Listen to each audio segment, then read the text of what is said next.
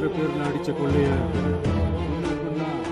கவர்மெண்டோட கஜானா கொள்ளைய சேர்த்துக்கிட்டே இருக்கிறாங்க.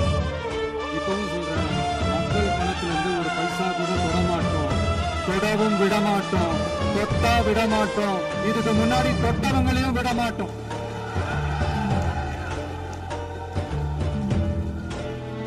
ஒவ்வொரு ஊழலாக நிலவரம் போல ஒவ்வொரு வேஷமா கலந்துரும் போல இங்க இருக்கிற நிறைய பேர் நடுங்கி போய் இதெல்லாம் நம்ம மேல அவதூறு வேற. இப்ப புதுசா ஒரு வெப்பன் ஒண்ணு கொண்டு வந்திருக்காங்க. அது என்ன தெரியுமா? அவங்க தயவால தான் நம்ம ஆட்சி நடக்கலாம். மக்கள் தயவால இந்த ஆட்சி நடந்துகிட்டு இருக்கு. மனசாட்சி உள்ள சக்திகளோட ஆதரவால இந்த ஆட்சி நடந்துகிட்டு இருக்கு. நாங்க தான் அனுப்பி வச்சோம் அப்படின்றாங்களே. அனுப்பி வச்சவங்களுக்கு மினிஸ்ட்ரியில இடம் கொடுத்தா ஏன் கதறீங்க? ஏன் இவ்வளவு கோவம்? ஏன் இவ்வளவு கதறல்? கொஞ்சம் சவுண்டா பேசுறேன் அப்படின்னா அவங்களுக்கு கேட்கணுன்றதுக்காக தப்பா எடுத்துக்காது. அப்புறம் என்ன சோஃபா மாடல் ஆட்சியா? அது என்னன்னு புரியறதுக்கு எனக்கு ரொம்ப நாள் ஆச்சு. இந்த sofa set, table chair, teapoy, furniture பிசினஸ்லாம் வேற எங்க வெளியில போய் பண்ண சொல்லுங்க.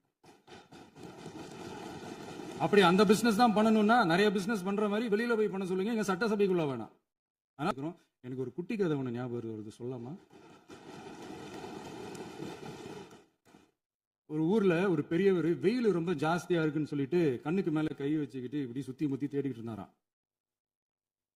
அப்ப கூட இருந்த ஒரு சின்ன பையன், என்ன தேடுறீங்க அப்படின்னு கேட்டானா. அதுக்கு அந்த பெரியவர் சொன்னாரா, அது ஒண்ணு இல்ல தம்பி, உங்க அப்பா இங்கதான் இருப்பாருன்னு சொன்னாங்க, அதான் தேடிக்கிட்டு இருக்கேன். எங்க உங்க அப்பாவையா காணோம்?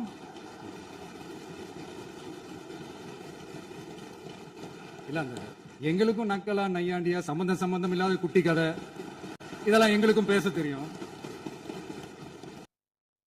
ஈவில் அப்படின்ற அந்த வார்த்தையை யூஸ் பண்ணாங்க. எனக்கு ஒன்னே ஒண்ணுதான் சொல்லணும்னு தோணுது. ஈவில்ஸ்னு டெவில்ஸ் பேசக்கூடாது.